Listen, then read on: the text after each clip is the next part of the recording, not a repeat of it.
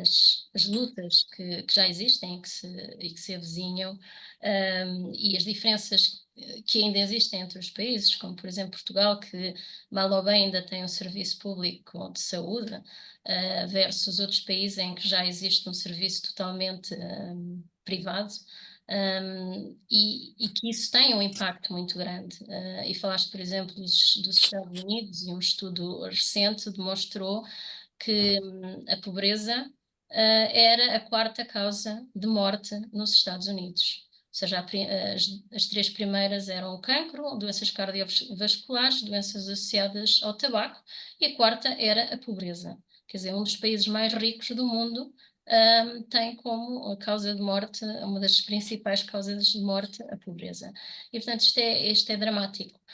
E, de facto, eu passava aqui este tema, se calhar um bocadinho mais a fundo, que é o que se pretende com os cortes nas várias áreas públicas, como por exemplo a saúde, é que a saúde pública se vá tornando cada vez menos capaz de dar resposta, obrigando as pessoas a irem para um setor privado. Aliás, este setor privado, a nível mundial, tem aumentado brutalmente os seus lucros. Já em 2018, os lucros ascendiam a 70 mil milhões de dólares. E tem continuado a aumentar, aliás, exponencialmente, com a pandemia e após a pandemia. E entre 2018 e 2023, somaram-se lucros de 1.216 mil milhões de dólares, só no setor da saúde. E isto tem sido conseguido como? Tendo cada vez mais pessoas que são obrigadas a recorrer aos serviços privados, precisamente pelos cortes que são exercidos nos países em que ainda existe serviço público, e nomeadamente também com uma diminuição e sobrecarga dos trabalhadores da área da saúde nesses mesmos serviços. Portanto, estamos a falar de médicos, enfermeiros e outros trabalhadores ligados à saúde. Aliás, nós temos visto manifestações em várias áreas, em vários países do mundo, manifestações massivas nos Estados Unidos, relacionadas com a saúde, em Inglaterra, em Espanha, na Turquia e, obviamente, em Portugal, entre vários outros países. E todos os trabalhadores têm saído à rua a reivindicar melhores condições, salários mais dignos, e vários destes países já têm uma saúde, se não totalmente privada, praticamente privada na sua totalidade. E é sabido que não dá melhores respostas que a pública, pelo contrário. As respostas são piores do que nos países em que existe uma saúde pública. E, portanto, isto tem exercido uma enorme pressão sobre a população. Outra fonte de grande pressão tem sido a habitação, como todos nós sabemos. Em 2023, a nível mundial, o mercado imobiliário surge com quase 340 mil milhões de ativos globais, em que, destes ativos globais ligados ao imobiliário, 79%, sublinho 79% dos quais são no setor residencial.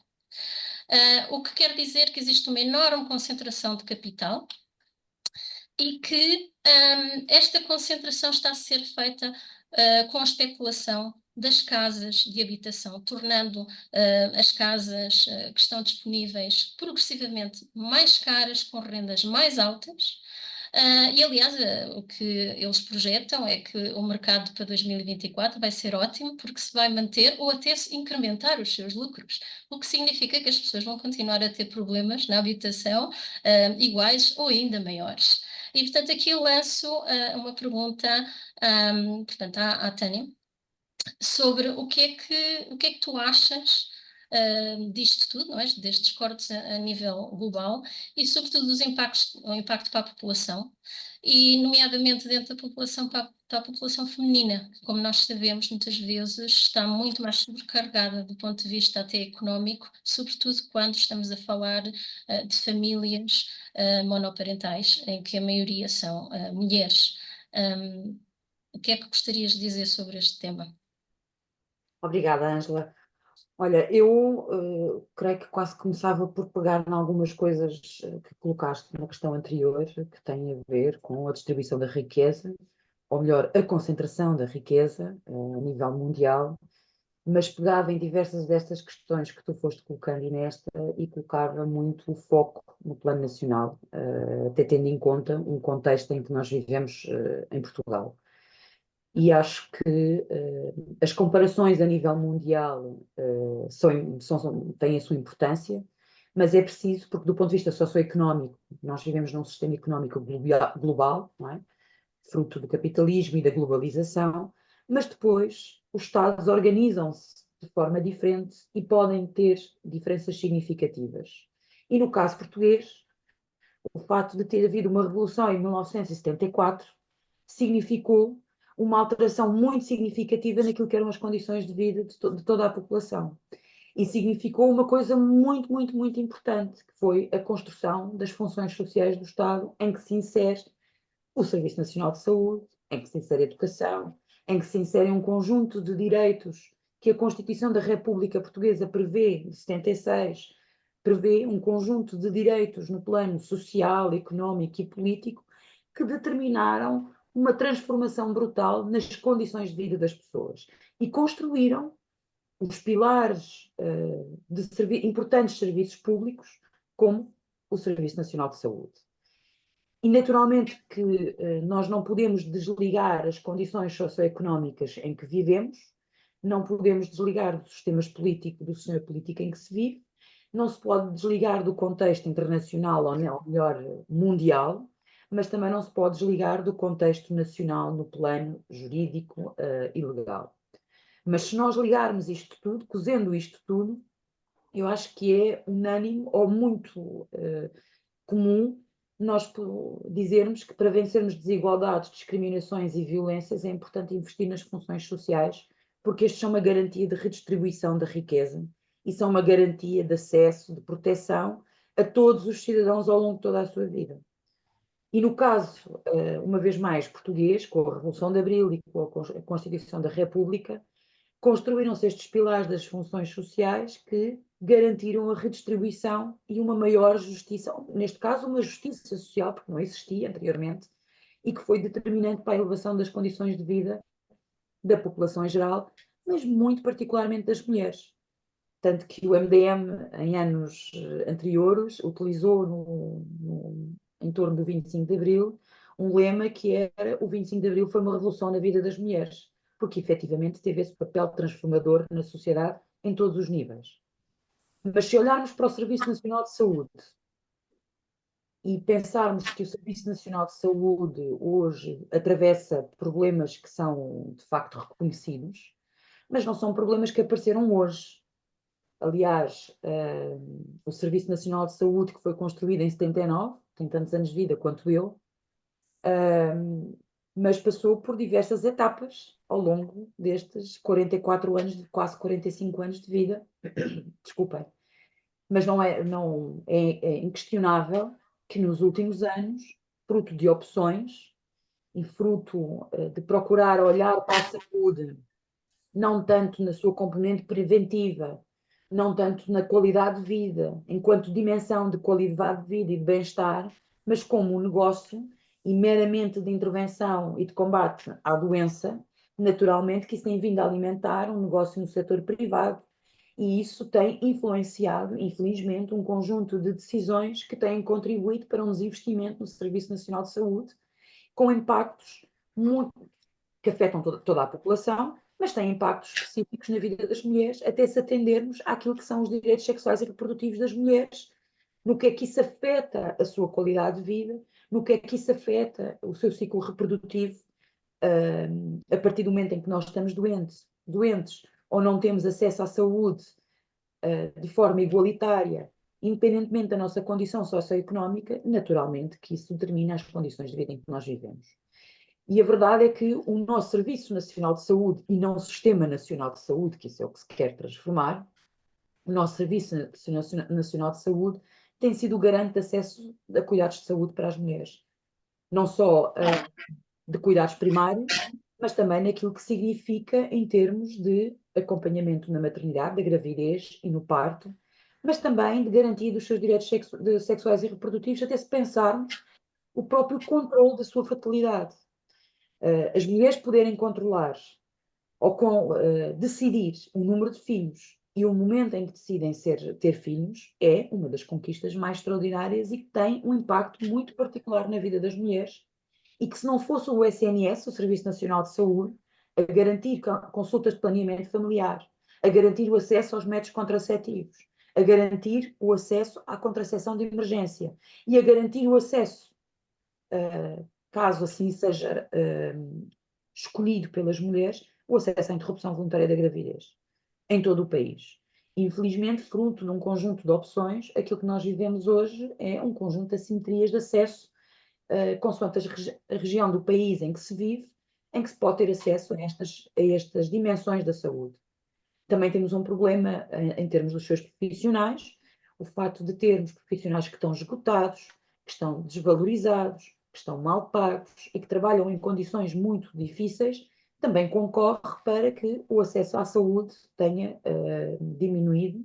Aliás, se nós olharmos para os dados da mortalidade materna de 2021, se não estou em erro, foi um dos valores mais altos dos últimos 38 anos, em que pela primeira vez nos últimos 38 anos atingiu os 2 dígitos de taxa de mortalidade materna, algo que não se assistia desde o 25 de Abril. Faço também aqui a relação com o acesso à habitação e às condições de vida, e é quase como falar da noite para o dia de 2 temas, não é? Mas vamos tentar fazer aqui um salto de gigante, mas vou tentar ser sintética, não é? Pronto. São os dois temas quentes hoje em dia, não é? Temos que falar Isso, deles. eu acho que São importantíssimos. que tem a ver com a nossa vida e com o dia a dia, dava conversa para uma noite inteira, não é? E a saúde faz parte do nosso dia a dia.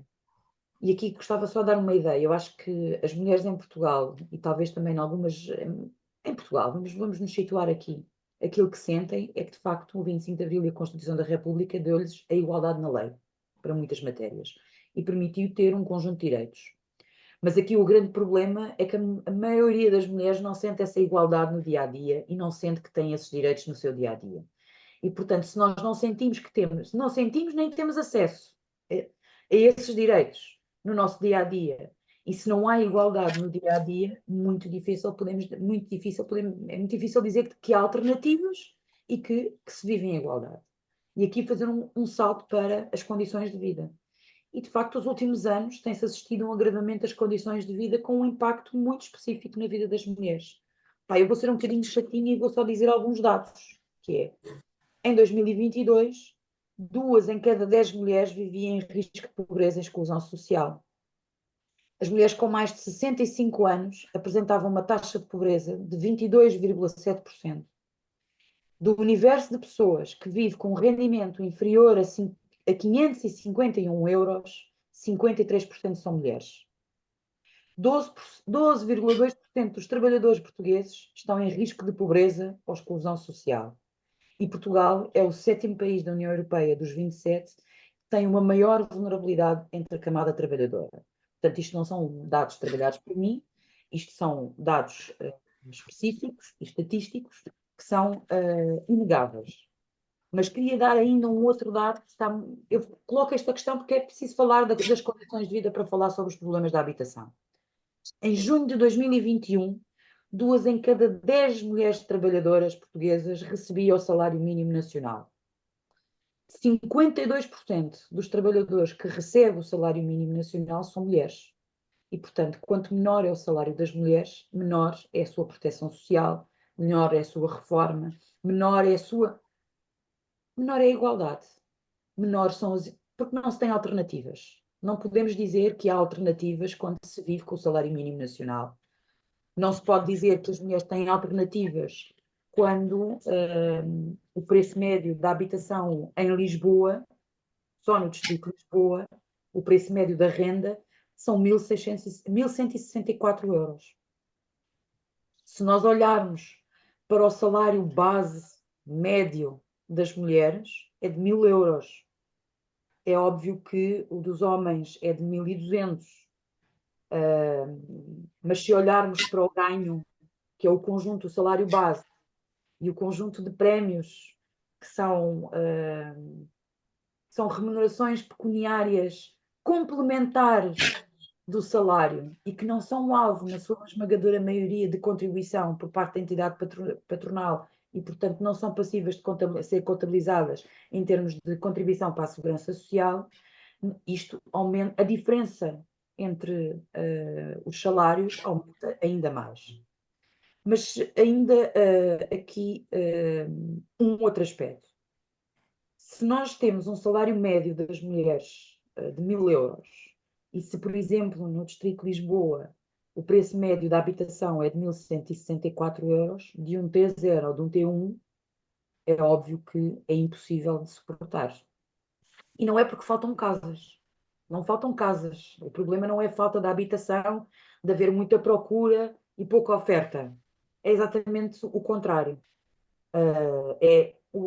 Tem a ver com o contexto económico, tem a ver com uma especulação imobiliária, que tem contribuído para que estes valores tenham assumido valores absolutamente escandalosos, da qual nós não podemos desligar o aumento do alojamento local, que tem contribuído para o aumento das rendas.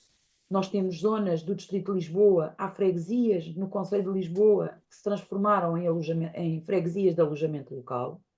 Uma freguesia do Conselho de Loures que está colada a Lisboa, que é Moscavide, em 10 anos teve um aumento de cerca de mais de 30% da sua habitação transformada em alojamento local, esvaziou e não teve um crescimento de, habitação, de população, portanto estamos a falar de pessoas que deixaram de residir e estamos a falar de um elevado número de casas vagas e que são transformadas em alojamento local, e depois temos um problema em que basta nós andarmos, percorrermos algumas ruas da cidade de Lisboa, como Almirante Reis, que é onde é a sede do MDM, para assistirmos a um aumento absolutamente inadmissível e que nos deve, desculpem-me a expressão, enojar a todos, que é o aumento do número de pessoas a viver na rua, a viverem em tendas, nas arcadas dos edifícios da Avenida Almirante Reis.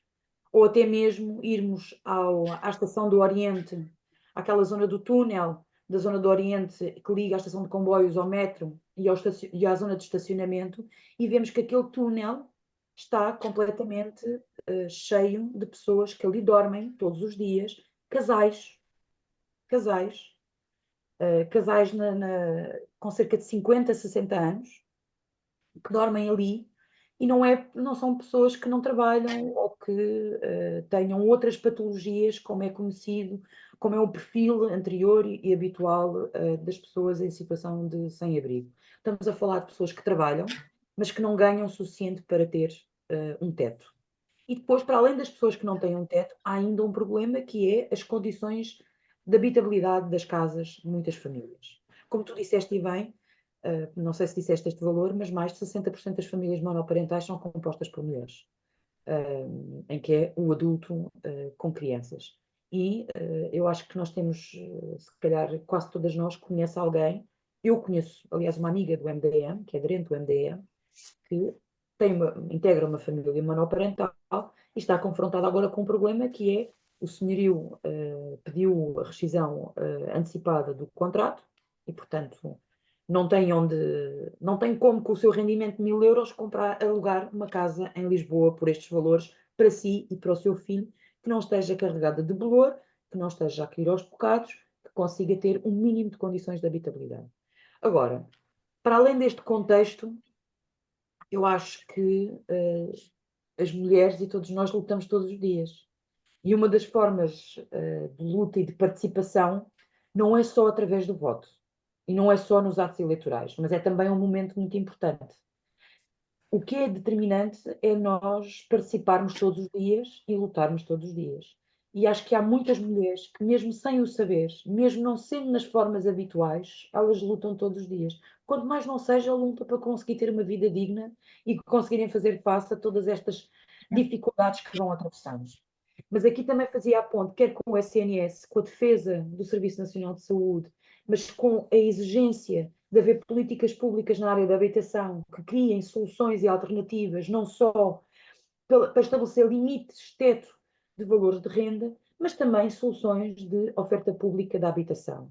Até para dar respostas específicas e muito particulares às mulheres que vivem em contextos de violência doméstica, que perante um contexto de especulação imobiliária, têm dificuldades acrescidas em conseguir libertar-se de um contexto de violência porque ganha um salário mínimo nacional e porque não consegue sozinha pagar uma habitação, uma renda e, portanto, permanece por mais tempo num contexto de violência doméstica porque não tem alternativas. Não é por opção ou porque é porque não tem confiança nas respostas que o Estado pode assegurar e que a sociedade também deve assegurar para se conseguir libertar deste contexto de violência.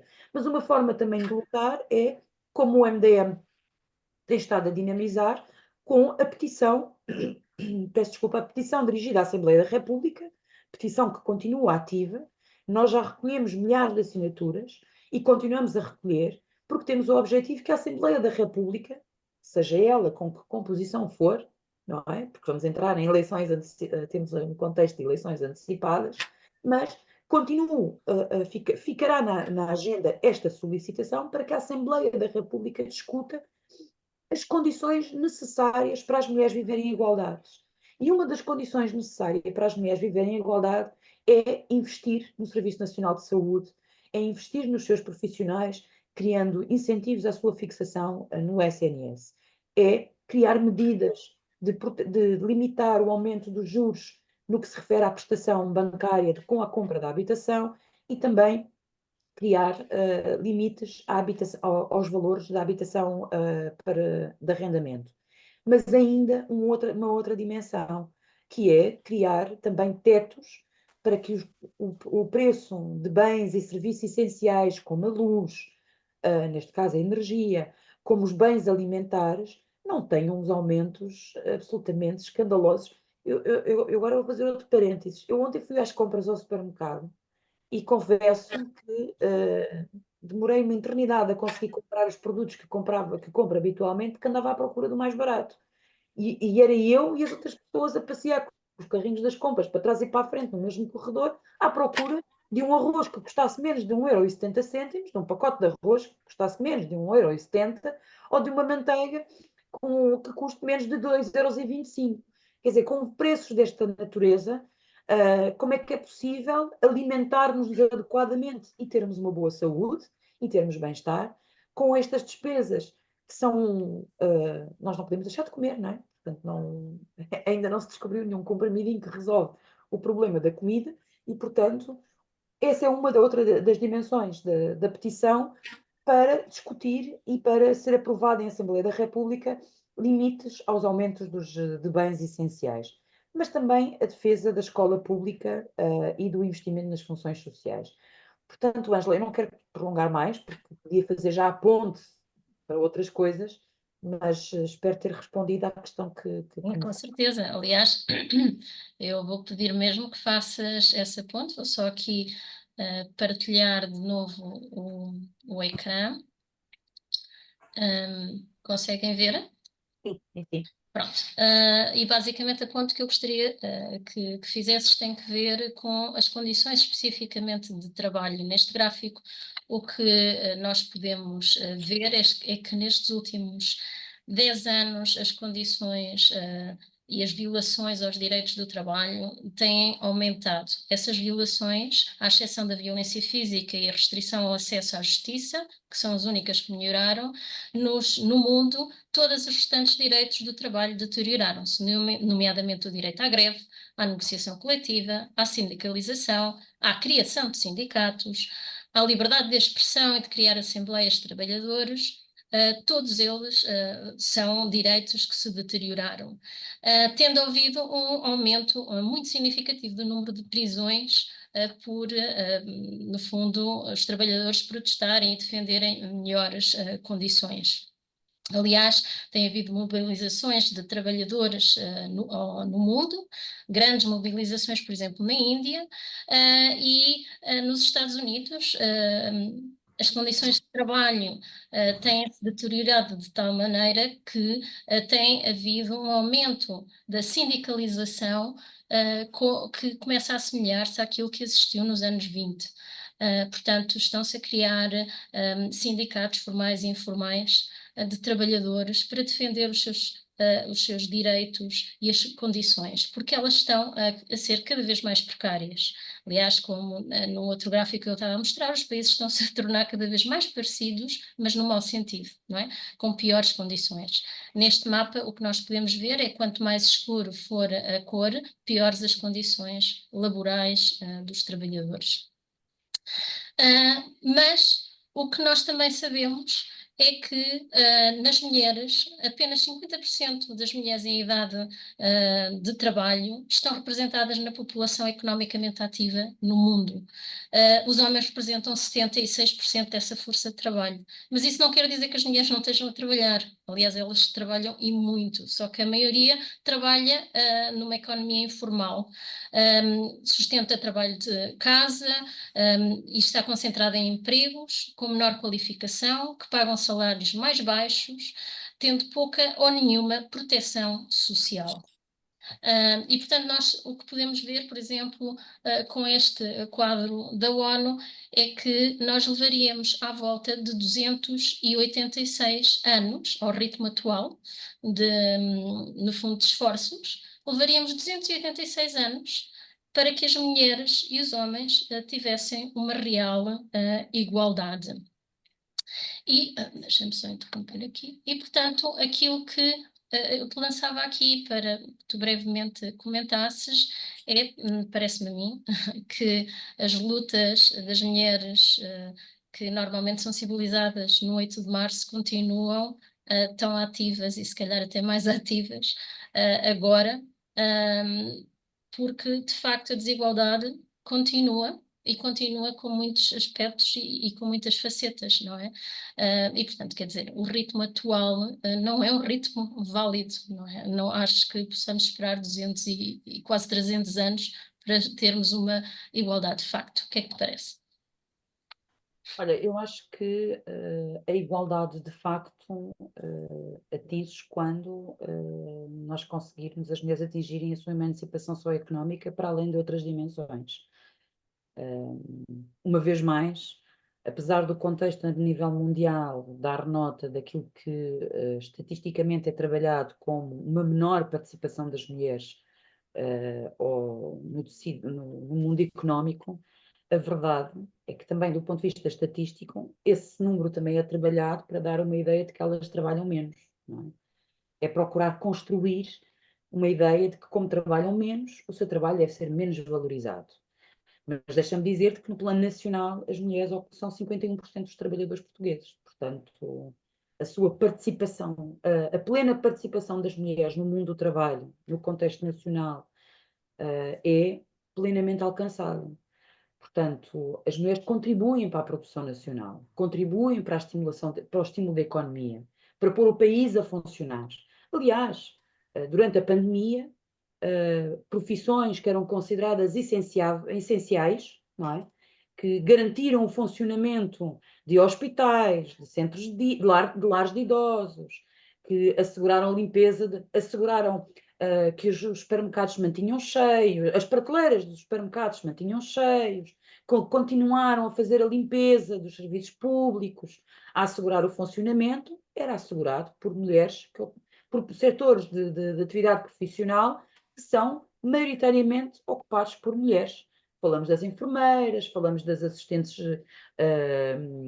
daquilo que é também chamada, gostam-se de referir a economia do cuidado, mas é uma forma de desvalorizar o nosso trabalho, não é? Para pagar ainda menos. Portanto, há aqui um conjunto de profissões que, apesar de serem ocupadas maioritariamente por mulheres, é também dada esta ideia de que as mulheres trabalham menos ou participam menos na economia e, como tal, o seu salário deve ser menor, devem ter uma menor valorização. E, naturalmente, que não há nada que as mulheres tenham alcançado em matéria de direitos que tenha sido oferecido. E, portanto, as mulheres trabalharam sempre e lutaram sempre por variedíssimas coisas.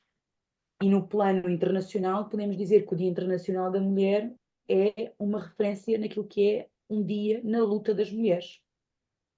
Mas uma luta que não se encerra nesse dia, num único dia, num ano, porque é uma luta constante, é um dia, acima de tudo, de dar visibilidade pública e de massas e de maior projeção àquilo que são as reivindicações e aspirações das mulheres sobre as mais variedíssimas matérias.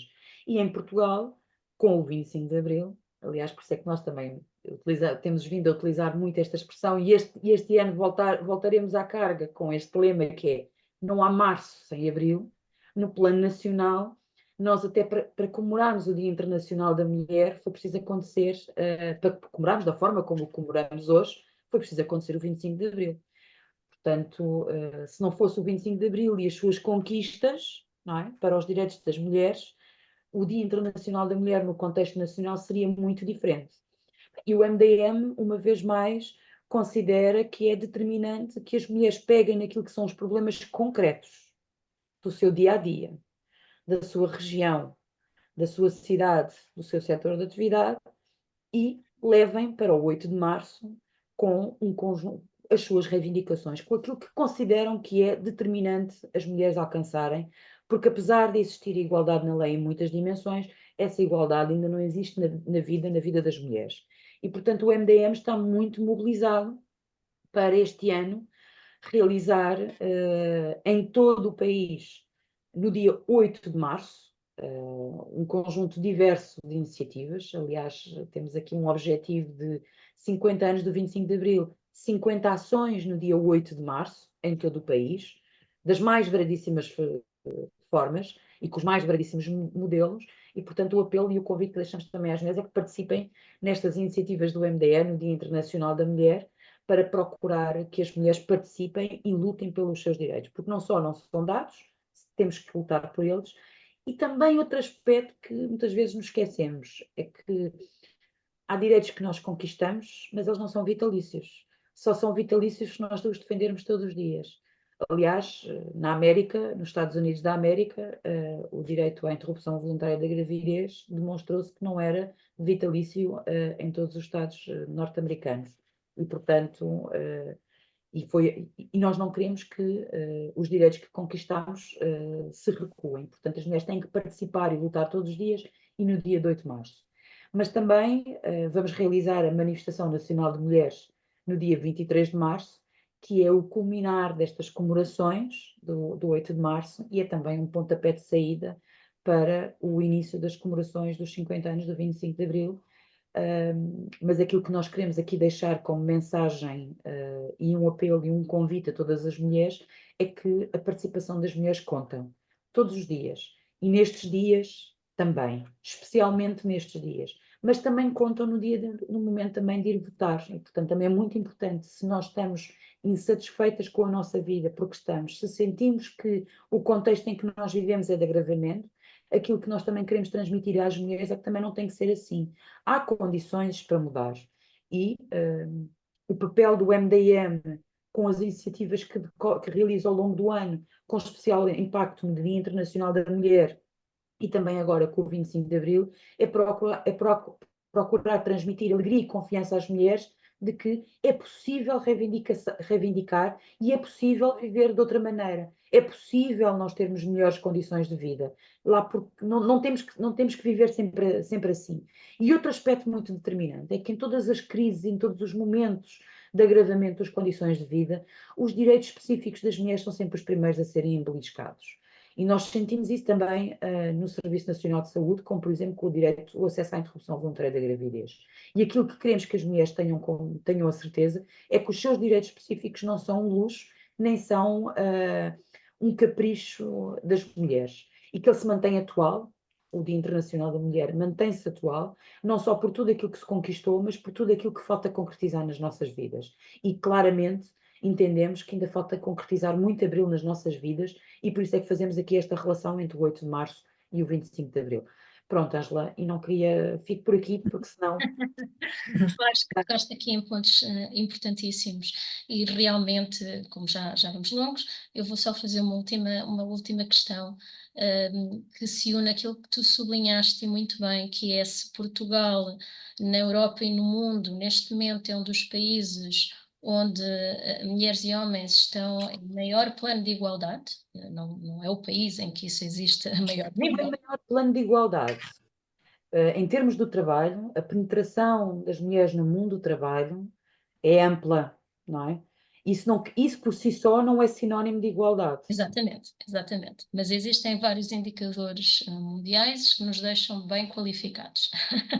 E essa boa qualificação portuguesa, que está longe de ser excelente e que temos muito para trabalhar, mas essa boa qualificação em que nós temos em vários dos indicadores, eu diria que só a temos porque ocorreu a Revolução de Abril. Porque senão, certamente, nós estaríamos de entre os piores, porque é daí de onde nós partimos. Nós tínhamos condições francamente más antes do 25 de Abril.